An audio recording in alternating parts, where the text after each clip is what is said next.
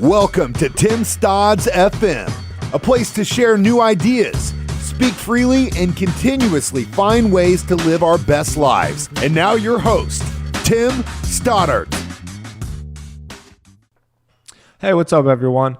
My name is Tim Stoddard. Welcome to Tim Stodds FM. Thank you so much for joining me. Before we jump into this podcast, I got a few announcements to make. Tim Stodds FM is brought to you by Stodzy Internet Marketing.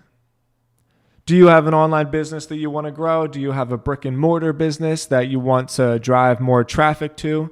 Do you have an e-commerce store or a personal brand? You're looking to sell more products, looking to bring more awareness around your cause? Stodzy Internet Marketing can help you. We are a no-nonsense digital marketing agency. We focus on tactics and strategies that we know work. We don't waste any time with hyperbole and a bunch of nonsense that sounds good but doesn't actually drive any results. We are a results-driven digital marketing agency. We focus mostly on SEO, which means inbound search. So if you want to bring in search traffic to your website through Google, we are experts at search engine optimization. We can help you with your content marketing, with your strategy, with your email list, with your social media, whatever you need help with. We are the go-to agency for these services. So please, if you need help with your digital marketing, don't waste time bouncing around, getting a million opinions. Don't waste time building a website from your brother's cousin's friend because you think it'll be cheaper. Work with the pros, work with the experts. Even if it's not me, work with somebody that knows what they're doing. If you truly, truly want to work with professionals, one more time, go to stodzyinternetmarketing.com, or you can go to stodzy.com for short. That's STODZY. My guest today is a delightful young woman named Shauna Williams. Shauna is a life coach. She is an energy healer. She believes in working directly with people to help them with their anxieties, with their depressions, with addictions, with body image problems, and ultimately just is a beacon of hope and positive energy and healing. I had a really, really great conversation with her for two reasons. One, because I appreciate her mission. I appreciate what she's trying to do to help people with some of the mental health disorders in this world that mean a lot to me.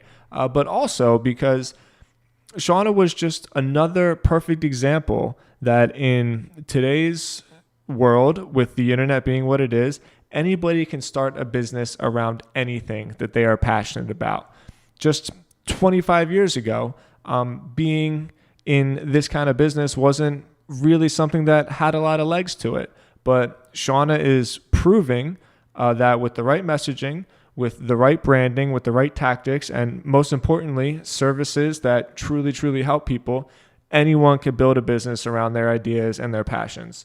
I love having these kind of conversations because the more and more I get to know these kind of people, the more I just see proof everywhere that building a personal brand around your messaging and around your own ideas is just needed if you want to get out there and build a business for yourself. If you want to have the kind of freedom to live your life the way where you don't have to ask permission to do whatever it is you want. So without ranting on too much about it, Shauna is just a perfect example of that concept of having your passions, having your ideas, and building a business around it and sharing your hope and your light with other people in this world. I've really enjoyed this conversation. I know that in listening to Shauna, you're going to leave this podcast just feeling good about yourself and about her and about all the great things that this life has to offer. So without any further ado, please help me welcome Shauna Williams. Hey, Shauna, welcome so much. Thank you so much for being on my podcast. Welcome to my show. How's it going? It's going very well. Thank you for having me, Tim. I'm honored and happy to be here. Likewise, I'm really thrilled that you joined me. So I'm excited to speak to you for two reasons. One, because more and more over the course of my podcast, I've been introduced to people that I've never really met before. And it's always like a thrill, and it's always really exciting to kind of get to know people through this sort of medium. And I find that to be very exciting. But two, simply because of the nature of your business and of your work, I think that you're involved in some really exciting things, and maybe some kind of things that people have a little bit more trouble talking about, but nonetheless, you help people with issues that are like more and more prevalent than always, in today's society. So with that, Shauna, I'm kind of just going to give you a second to introduce yourself, and I want you to just sort of give a brief introduction as to your website and the Mystical Minister and everything that you do to help people. Absolutely. Thank you.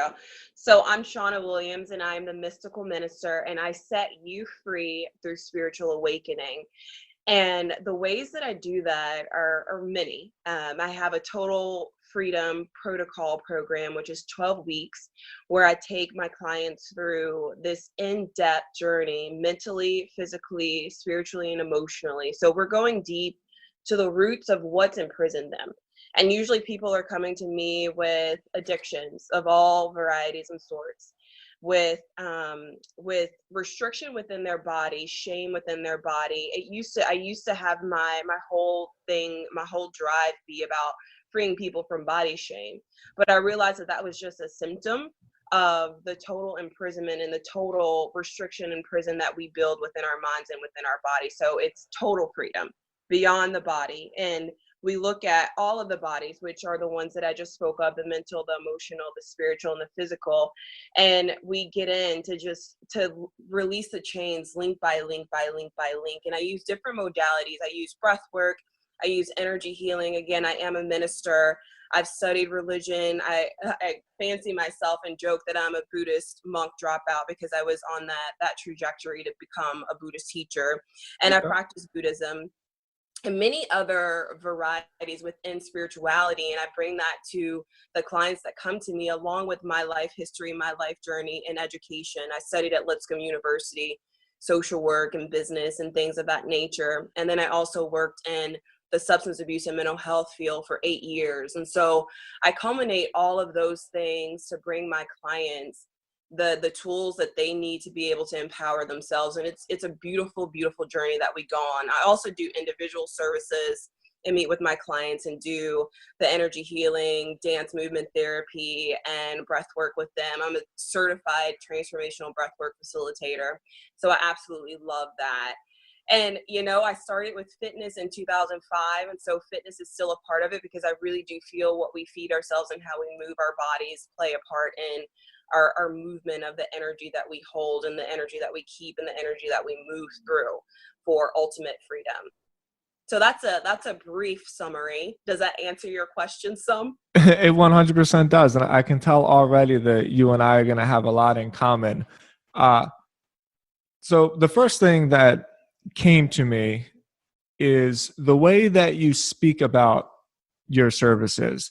I personally like, and I'm not trying to make any kind of judgments on your approach or nothing, but I like how you approach it from more of a pragmatic, realistic standpoint. As I've gotten older and I've gotten more involved with spirituality and the connections between health and mental health and spirituality, I see it less and less as like a kind of woo-woo, like let me talk to the spirits around me type thing, and much more as, almost like a measurable interaction and relationship that myself, my spirit, my soul, whatever you want to call it, has with the physical and spiritual world around me. So you mentioned things like breath work. I've been pretty interested in a guy named Wim Hof, who for some reason always seems to come up on my podcast with a lot of his kind of breathing techniques and how that's helped me. You mentioned nutrition and fitness. Like, my wife is a nutritionist and a personal trainer, and that's just a huge part in our lives.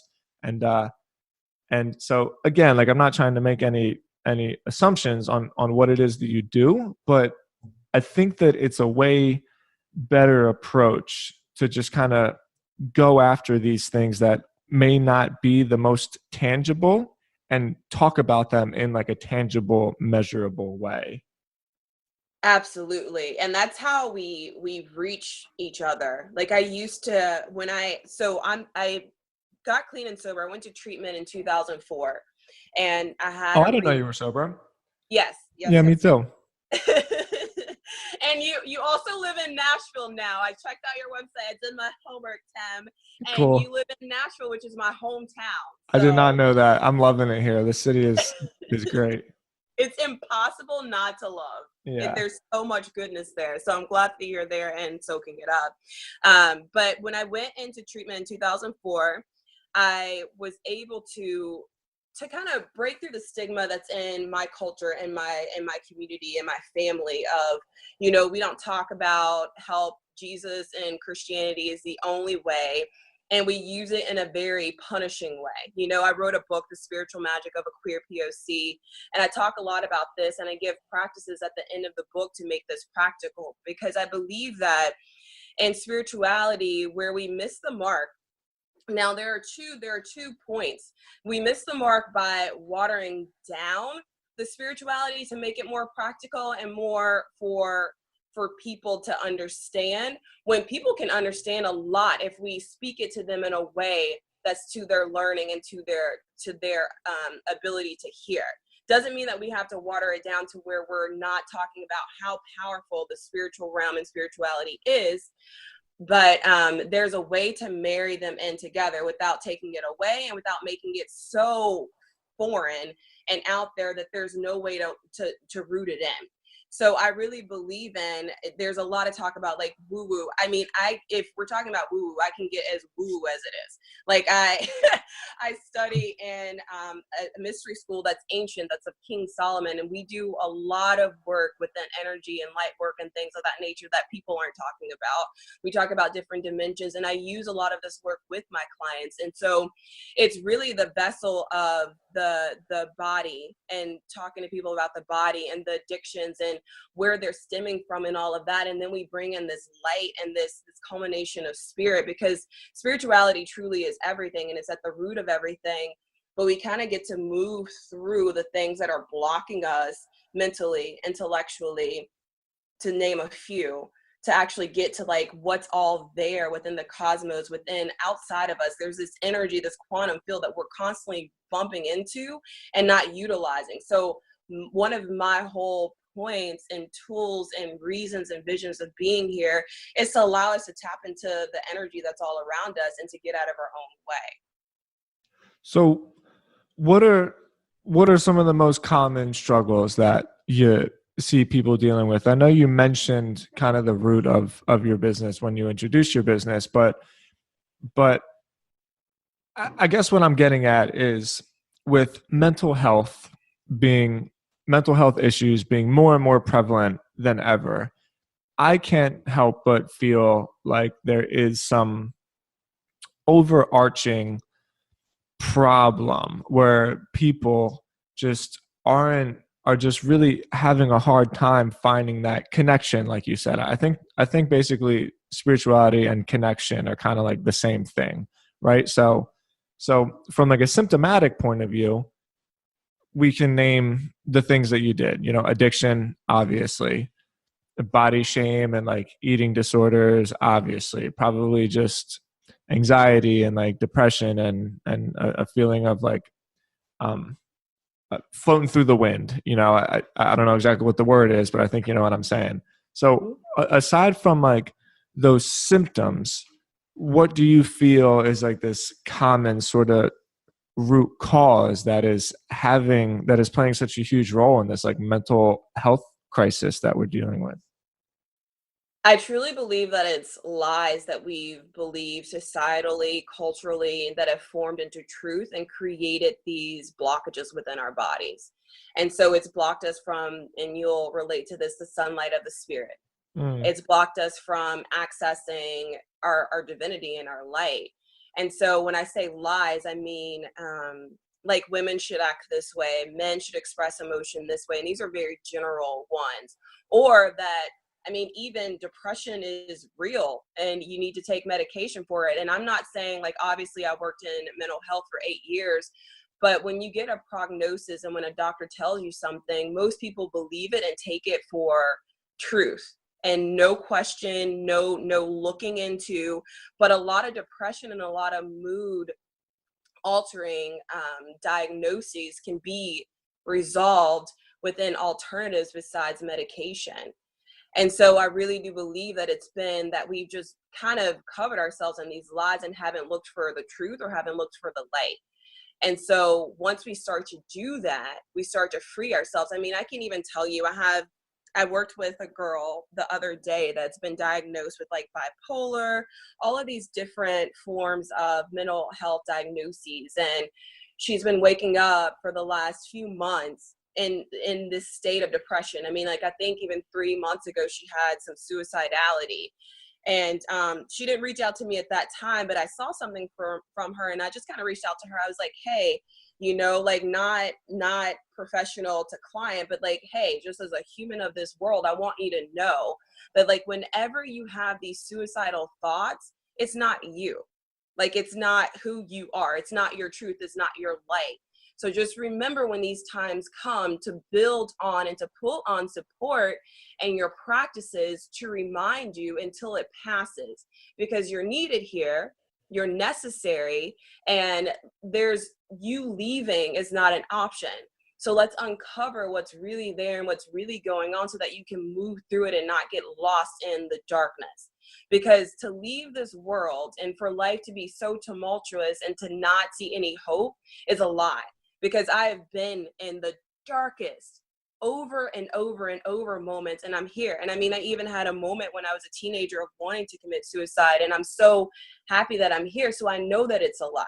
Like, I can see the truth in the other side of it. And so finally, speaking back on that lady, the other day, she reached out to me and she was like, hey, the last few days I've been waking up really depressed and I don't know why. I don't know what's going on. Can you kind of scan me to see what's happening?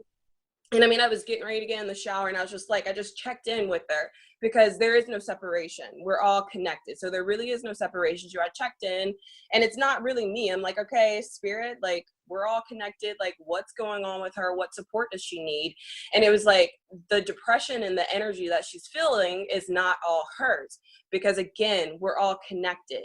We like have these levels of energy within ourselves that expand over into each other's energy. So we're constantly sharing and constantly picking up from other people. And so I gave her some spiritual practices. And I mean, within a few hours, she was clear and she was ready to go work with her clients. And I mean, like, she's moving through. So it doesn't take, you know, months and months and months of therapy, or it doesn't take, you know, being on this medication for 6 months. Sometimes it's just literally remembering that this shit is not yours.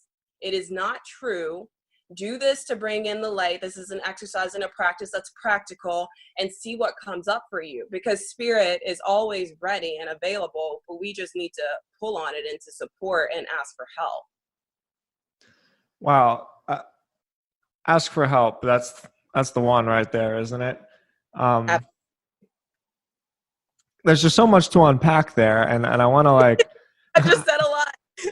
Well, you did say a lot, but I'm always kind of thinking a little bit deeper. It's like a gift and a curse of mine. I have a real hard time just kind of like listening to people without over observing. But in there, you mentioned ways that were not medication related, and I agree. I'm like right in the middle of the fence when it comes to that stuff. Like, depression can be measured. You can see it in like brain chemistry. So if there's medications that can help people, a lot of times it does help people, and I think that's wonderful. I'm reluctant to dive all into like the medication train, because people have existed for, you know, tens of thousands of years without these kind of medications, and seemingly we've seemed to figure out ways that got us through. So for me, one thing that really, really helped me was just the food that I ate. I think it plays a much, much bigger role in how we feel about ourselves than people want to give credit for. And, I know that you're not like a dietitian, so I don't want to go too deep down this rabbit hole. But more importantly, what I'm getting at is just sugar and just the effects of sugar and on mood and how that could potentially impact your spirit. I know that question is kind of random from where you just came from, but I think that that's got to play a huge role in some of the people that you work with. Right. And that's why food is a part of it. So when we focus on the body, it's about the movement and about the food. So there are two ways that I want to answer this. So first and foremost, absolutely. So sugar and soy, I'm like, sugar and soy, those double S's are in everything and they are detrimental. And I'm not one of those like crusaders of like, no, don't do this, don't do that. Yeah, me neither. I love chocolate. I'm all about, and this is the language that I use with my clients, like choose the most high functioning choice. Like that's going to be of the highest function to your good. Choose that and be aware of that. And so when you make the choice that's not of the highest function, know that that was your choice. You made that, but always you want to have a higher ratio to making the highest functioning choices possible than the alternative. And so with my clients, we look at their food, we look at what they're taking in, because with being in fitness since 2005, nutrition goes right along with it. So that was one of the first things that I knew, movement and food. Later, a few years later, it was like, whoa, wait, these are like subs. They are not even the primary. They are subsets of the actual primary, which is the mental health and the spiritual health, which are one and of the same. So when it comes to food, it's that we have to feed our spirit, because the thing that happens when we have a murky body, we have a murky channel. So when we're taking in crap that's not feeding our body, empty calories, if you will, non-sustainable, non-living, non-life-giving foods, we're closing that channel within our body to not only to receive and to be clear, like receive, if you want to say that connection, that spiritual connection, that clear mindset, that vibrational alignment, we're also murking ourselves from being able to give from that, to be able to create from that. So food is actually very important, and food affects our mood. There's scientific correlations to it. Absolutely. Because it's anything that we take into our body affects us. Even if we're not physically taking it in, our environment affects us because we are sensitive beings. So we have to be not even hyper aware, but almost super consciously aware of what's in our environment and what choices we're making to take into our body. And I just want to invite like every listener, everyone to allow that ratio of the highest functioning choice to be of the highest one. That's a really good way to look at it. I like that. It's not about,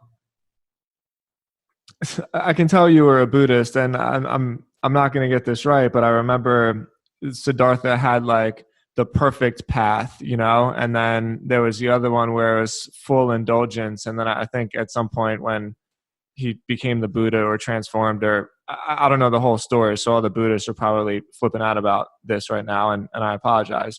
It's okay. We have compassion and forgiveness. Yeah. But I know eventually he came to that recognition of the middle path, I think he called it, which is basically just balance, which is something that I try very, very hard to achieve. And it seems like the more I try to fight for the balance in my life, like the more I end up tilting off to one side. So I can just relate to that ideology of the ratio, like you put it.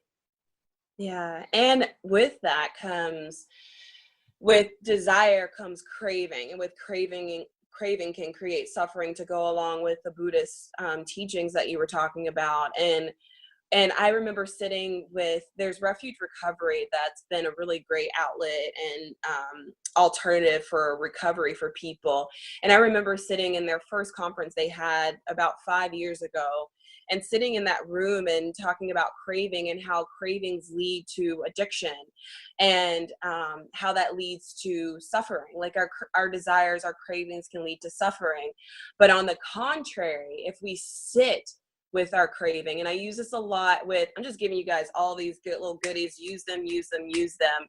If we sit with our cravings, if we sit with, and I mean, we can take it to sugar, like, oh my God, I am craving this chocolate.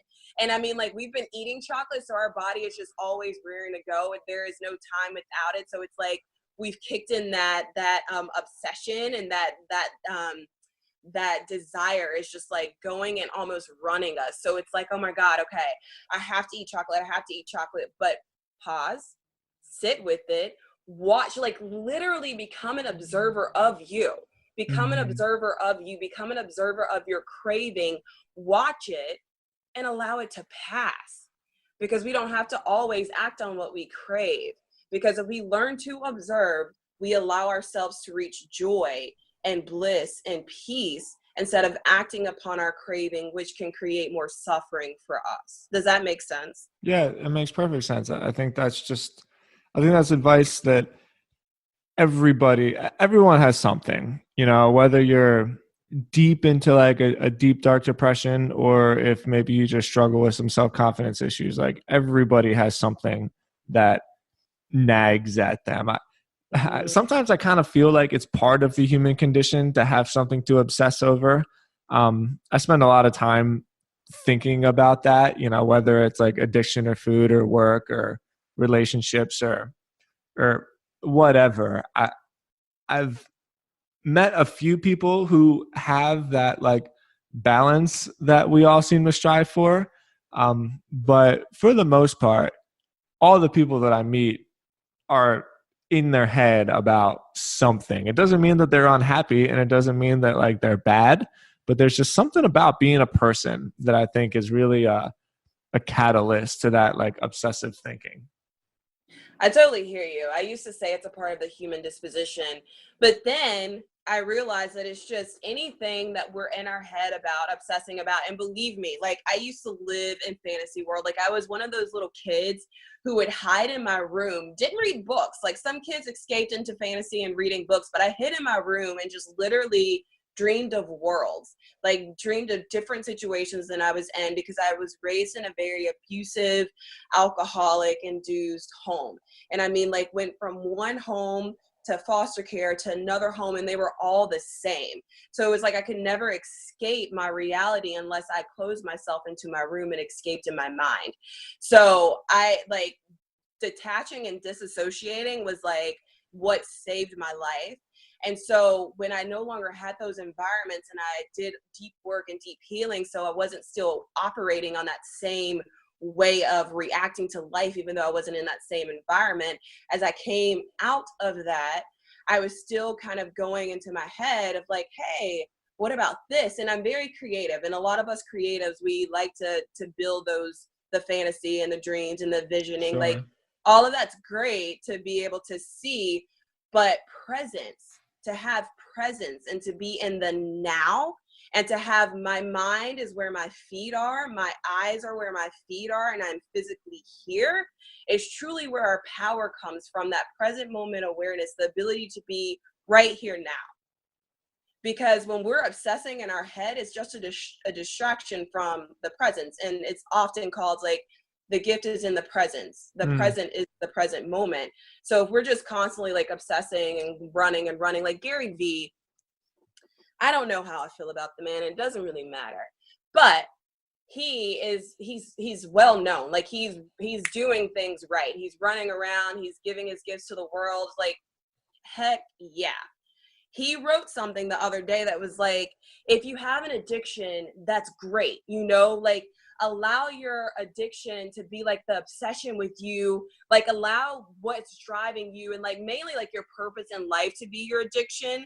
And for me, I'm like, words are powerful. And also for me, since I have a history of addiction, I'm like, I don't really want to, I don't want to run with that. What I want to run with is, in this present moment, what I am here to do is my fire and my drive and what gets me up in the morning and pumps me up. And I don't have to be lost in anything else or do anything that's distractionary. I will do things that I enjoy. I will give my gifts to the world, but I don't have to be like crazy obsessed with it, because what I'm here to do will happen as long as I show up every day to do it. That's why when you said to me, just show up, I'm like, I love simply showing up. It's literally one of my favorite things to do. Yeah, it's funny that you bring up Gary Vee. Veronica, who was just recently on my show and is a mutual friend of ours, she introduced us. She was surprised to hear that, like, I don't despise anybody, like what he does is totally up to him. A lot of times his message I can't really jive with. I feel like it's, I don't know. It's just not me. There's so much.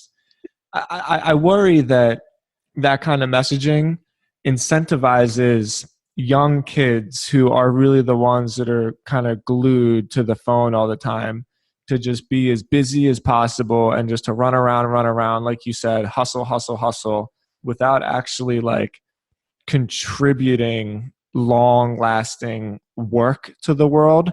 So like, I'm not about to go on a rant, but when you said that, I thought that was kind of a perfect segue because my podcast really is like a marketing and a business podcast. That's sort of what I do. But through my connection or like my energy or whatever, I always seem to just be introduced or run into people that are trying to do work through a business, but trying to do it on like a higher plane, where you're using the stuff that you love to do to get paid, build a livelihood, but also like contribute back to the world. And just from talking to you, I can tell you're very passionate about what you give back to the world. And so hopefully I'm trying to make a little bit of a transition to learn a little bit more about like how you even decided that this is something that you can turn into a business. Like how did you take the leap to decide like this is going to be my livelihood? And more importantly, I want to hear about like some of the fears that you had when you made that decision, because it's not easy. It's very scary. And it seems like you're doing a great job. Thank you, man. Absolutely. The fear is something that keeps a lot of people back.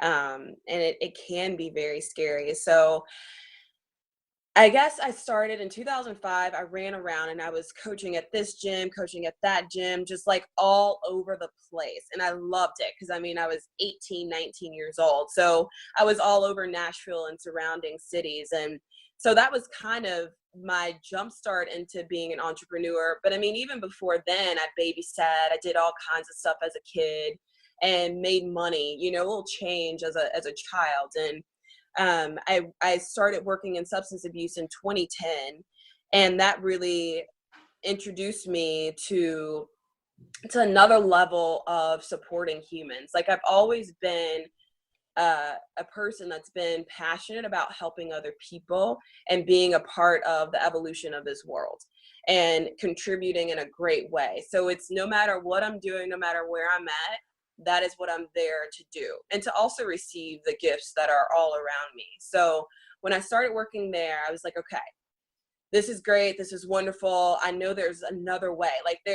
I'm seeing all of these people come in and come out. And when I left Tennessee, my first job was at Cumberland Heights, and I worked there until 2014. And I love Cumberland Heights. I think that they are a wonderful facility, and I have a lot of great friends that still work there that are part of the transition and the change and the evolution there. And so when I left there, I came to South Florida.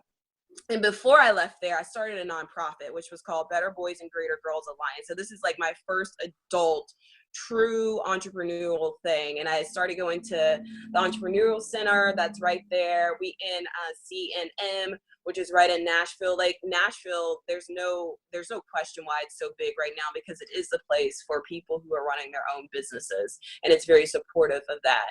And so I started doing my own nonprofit, and I reached this point in my board where I was like, you guys, I think I'm going to go to Florida and keep doing what I was doing and just dissolve this. Because it wasn't when I was in the beginning phases and I was meeting with the schools and I was meeting with everyone that was in support of the program, to getting a lot of traction. And then when it was actually ready for everything to be implemented, everything kind of went away. And so it was at that point where I was like, okay, I can either just dig in and dig deep, or I can let this go and start over at a different point in time. So I decided the latter. So I went to Florida. I helped all of these treatment centers build their business. And I got married in like 2017, very short lived, but I got married in 2017 and I was like, okay, I'm going to jump out and do this coaching company, because I've been coaching people along the way, doing fitness. None of that stuff ever went away. It's always been there at some point in some way. Got certified in CrossFit in 2013, like continued to build, continued to grow. And so I jumped out of the field. I was like, okay, I'm leaving this field. And at that time I was like, man, I don't know if I can make the right amount of money. I have a family. Like I took on this very masculine approach and I had all of these fears of not having enough. And also like the voice of my partner of like, can you really do this? Can you really do this? And so I was like, I absolutely cannot do this. So I jumped back into mental health for another year. And it was just very clear. It was a year of, Shauna, this is not for you. You already know what's for you. You are not going to be successful here because you already know. And once you know, you cannot unknow. And so I stayed there for a while. And then finally last July, I was like, okay, all right, God, here we go. Like, I'm going to go full force, 100%. I don't care. Like, I am here to do, I am here to grow, I am here to be. And I will show up every day to be of service and to build my business. And I'm going to trust. And so like, even if there was like, I mean, like I had one time where I had 3 clients, which is like a few $1,000s sign up. And then at the end, they're like, oh my God, wait, I can't afford to pay. Or like something financially would come. I mean, 3 times in a row. So I'm just like, okay, God, you know, and it's not like I'm like overly dependent upon God. It's like, I also am the creator of my life and we work together. So it's like, okay, all right, I can give into fear, or I can just know that like, this is a part of it and it's going to pass and I'm on my path. And I think the biggest thing, Tim, that keeps me here and keeps me moving forward is that I'm very clear that I'm on the right path. And I'm very clear that this is what I'm to do. And I'm very clear that it's all going to work out and that I am changing and impacting lives in this way. And not for another company, but like in my own purpose. And that fires me up and keeps me on this path, even when it's kind of like, okay, all right, okay. And so I'm just constantly evolving it to be better and better. Each client graduates, I'm like, okay, feedback. What can I do better? How can this program be better? What would have been better for you? And then I implement it. And yeah, I super duper have faith and I really believe, and I don't let my childhood fears get in the way, because I know that it's bigger than just my physical self. And I really call on my spiritual team and my spiritual support, and it's all good. Isn't it amazing what happens when, like, I've seen this so many times, and I've seen it obviously a few times within myself, enough to recognize it and still laugh about it. So something happens. Oh, excuse me. Sorry for that sound. When we just decide that we're going to do it. And I'll give you a perfect example. I've built a whole bunch of brands online through the years, and I feel like pretty confident with it. But there was this one website in particular that I've always struggled with. It's just a local news site in Boca Raton. It's called Boca Digest. And it monetizes by creating like a business directory. So it's a straightforward model. Like you create content and you create traffic to a website through like, blogs and newsletters and stuff. And then as people who live in Boca get there, they check out the business directory. And so you can sell listings to like local businesses in Boca. And practically, like, I knew it would work. It's just that I couldn't convince myself in my head that I was like equipped to build like a sales team, because to do something like that, you have to actually kind of go out and knock on some doors and try to sell some stuff. All of what I've done has basically been the opposite. It's been inbound, where like you use the traffic to a website and people call you. They call me pretty much. So like just the thought of, and I don't struggle with sales by any means. It was just that thought of building something to do like outbound stuff that I couldn't get past. And I started Boca Digest like 3.5 years ago, and the traffic has gone up, and I sold a couple listings here and there. So about a month and a half ago, there's a guy named Brian Clark, who I won't get into the entire thing, but he's basically been my idol. He started this website called Copy Blogger probably about 15 years ago that when I was getting sober, I was uneducated and like didn't come from a kind of environment where like I had anything to fall back on. So I was screwed, like I had nothing and no degree, no skills. And so I would read this website called Copy Blogger every day, all about how to create content online and build businesses around it. And so I just decided, it's like, that's what I want to do. Because I didn't have any skills, but I've always been a good writer. I don't know if I was just blessed with it or where it came from, but I had a knack with words. So about a month and a half ago, this guy, Brian Clark, who I don't really know, and I've just been an admirer of him, and like he's a real icon in like the internet marketing world, right up there with Gary Vee. He's just not as loud. Probably bigger than Gary Vee, honestly, because he's built not agency businesses. He's built like real brands that sort of like passive income monetize themselves. And stick with me. I am getting to the point, I promise. So he created this website called yourboulder.com, which is really where I got the idea for Boca Digest. He lives in Boulder, Colorado, and it's the same idea. But he was trying to kind of sell real estate leads from it. And so about 3 months ago, I noticed that he hadn't been working on it anymore. And I just went out there, and I've kind of been working with like this business coach to sort of help get my mental right. And I said, you know what, fuck it. Like, I'm going to email this guy. I have a ton of experience with directories. I know how to do this. I think I can take his website and I think I can make something out of it. And I couldn't believe it. About 2 days later, like Brian Clark, the Brian Clark. I know it might not sound like anybody to you, but he really is like a legend in my world.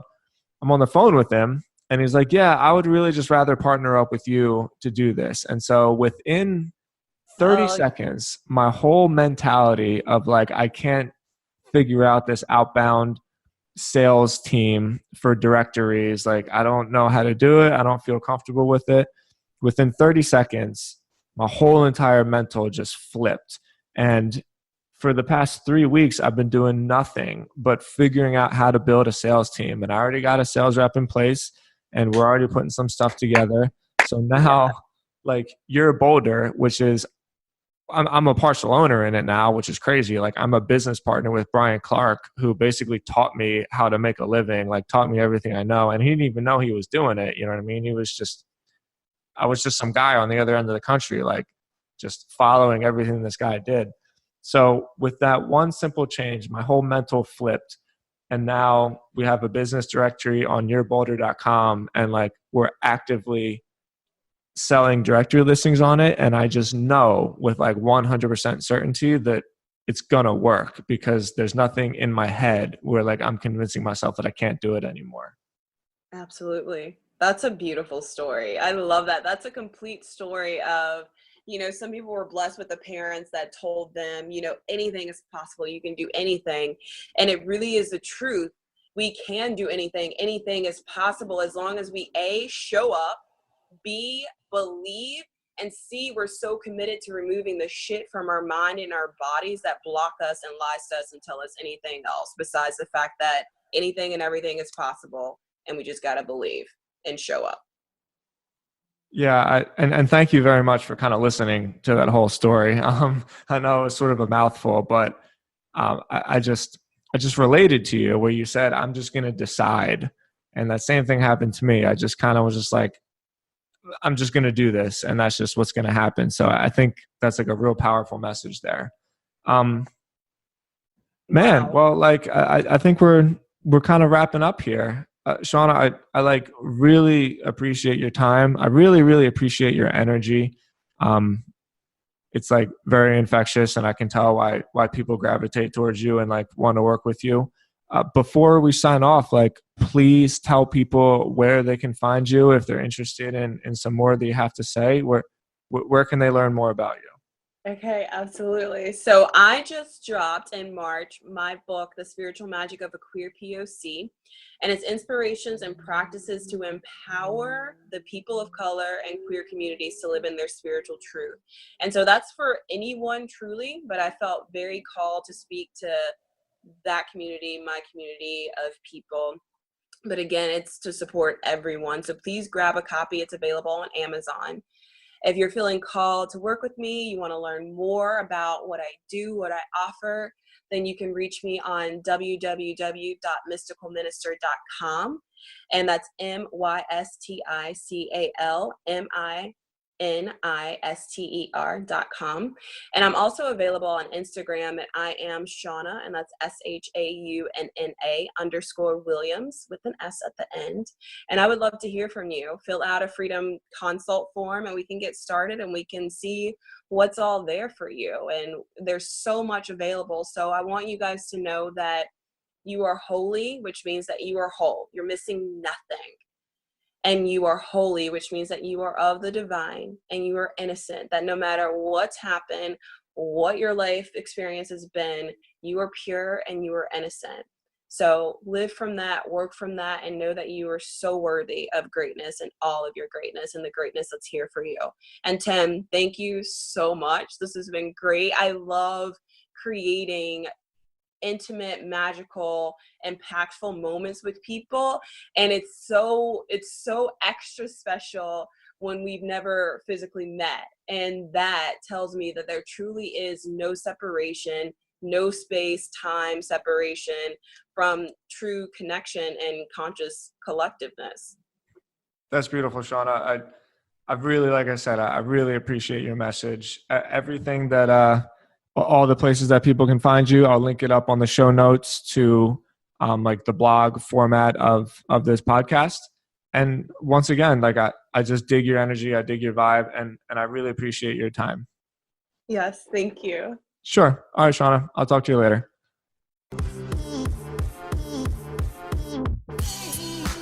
Hey guys, it's me. It's Tim. One last time before we wrap up, just wanted to say thank you for tuning into the podcast. Please subscribe on iTunes. Please leave me an honest rating. Please follow me on Spotify. It's the best thing you can do to support the show. If you want to find out more, go to timstodds.com. Feel free to fill out the contact form to reach out to me personally. I always respond. I appreciate you guys so much. I'll talk to you tomorrow. Have a good one.